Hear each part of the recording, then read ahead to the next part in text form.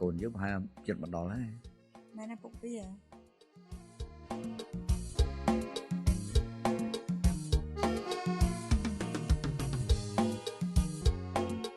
ពុកវាកូនមួយតានោះអូកូនមកកូនកូនតែសាច់ផ្ទះកូនបាទកូនសួរពុកជំសួរម៉ែកូនសុខសប្បាយជួយឆ្នាំថ្មីនេះកុំមានតែឆ្នាំតែគ្មានសន្តិភាពហើយនឹងសួរដល់ខ្លួនមើលស្នាជុំពុកម៉ែទេហើយនេះផ្លែឈើហើយនឹងថវិកាជូនពុកម៉ែសម្រាប់ចែកវាចូលឆ្នាំហ្នឹងពុកសូមជូនពរកូនទាំងពីរណាកូនណាកូនស្រីកូនប្រុសសូមឲ្យទេវតាឆ្នាំថ្មីតាមថែអាសាកូនទាំងពីរបានសេចក្តីសុខចម្រើនណាកូនណាសុខសប្បាយណាកូនចាម៉ែ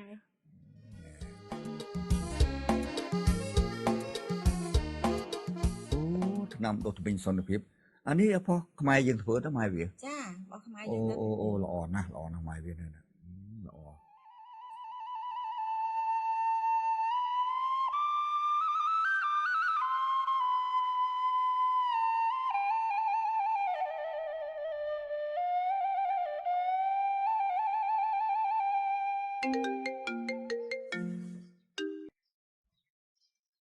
ឡូ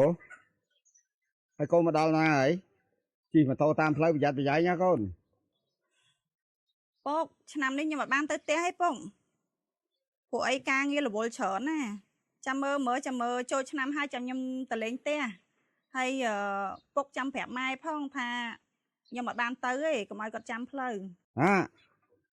មកយ៉ាងមកអញ្ចឹងម៉ែកូនចាំផ្លូវកូនពីរថ្ងៃទេណាខ្ញុំចង់ទៅណាពុកប៉ុន្តែខ្ញុំរវល់ការងារមែនណាហើយខុសគ្នាតាមប៉ុន្មានថ្ងៃហ្នឹងខ្ញុំទៅលេងផ្ទះហើយពុកដឹងតែនេះជាខែបនខែទៀនណាកូនណែញាតិមិត្តគេមកពេញភូមិពេញផ្ទះអស់ហើយមិនក៏កូនឯងអត់មកអញ្ចឹងហើយឥឡូវពេលនេះម៉ែកូនគឺអូយបានហើយខ្ញុំពងរវល់ប៉ុណ្ណឹងសិនហើយពុកគឺឡូអូយមិនក៏បាត់ទូរស័ព្ទចឹងណោះ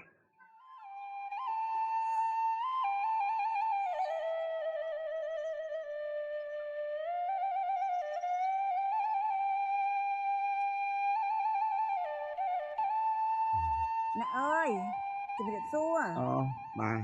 ហើយមិនអាយបានធូរស្បើយខ្លះនៅអត់អីទេគ្រាន់បើបន្តិចហើយអើជូនពរជាឆាប់ទៅណាហើយកូនចៅមានមកមើលអត់ហ្នឹងវាមកតាអញ្ចឹងហ្នឹងហើយគាត់តែមិនទាន់មកដល់កូនមកដល់បើសិនជាអារងបើធីតាវាអត់បានមកក៏អារងវាមកដែរចាបាទ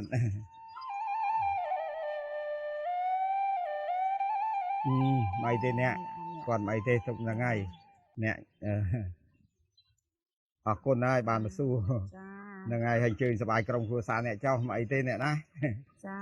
ចិត្តខាងគ្នាចេះឮថាអត់ជាចេះមកសួរសុខទុក្ខទៅចា